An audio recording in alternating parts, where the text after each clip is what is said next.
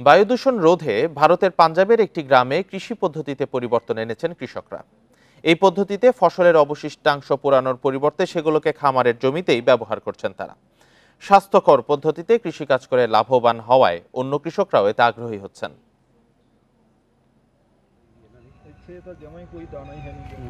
ফসলের অবশিষ্টাংশ পোড়ানোর কারণে প্রতি বছর ভারতের বায়ু দূষণ পরিস্থিতি ভয়াবহ আকার ধারণ করে।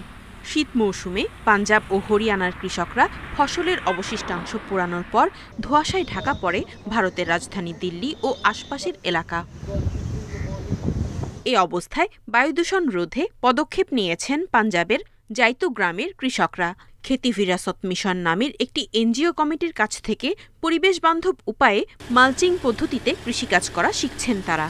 মাটির আর্দ্রতা ধরে রাখতে, জমির উর্বরতা শক্তি বাড়াতে এবং পোকামাকড়ের আক্রমণ থেকে ফসলকে বাঁচাতে এই পদ্ধতি বেশ কার্যকর। মালচিং পদ্ধতিতে চাষাবাদের সময় কৃষকরা বীজ বপনের পর জমির উপরিভাগ খড় দিয়ে ঢেকে দেন।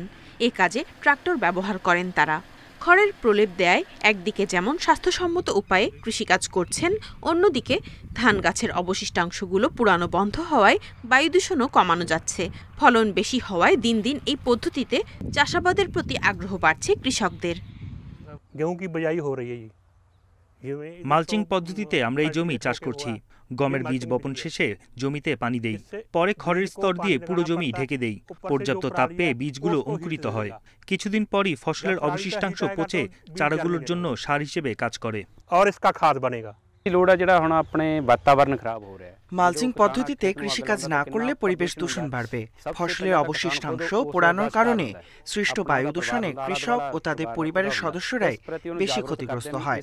আমরা সে বিষয়ে তাদেরকে সচেতন করছি এবং এই পদ্ধতি শেখাচ্ছি। তবে ট্রাক্টরের অভাবে অনেক কৃষক মালচিং পদ্ধতিতে চাষাবাদ করতে বাধার মুখোমুখি হচ্ছেন বলে জানিয়েছে এনজিওটি। Nadia Tabassum, Independent news.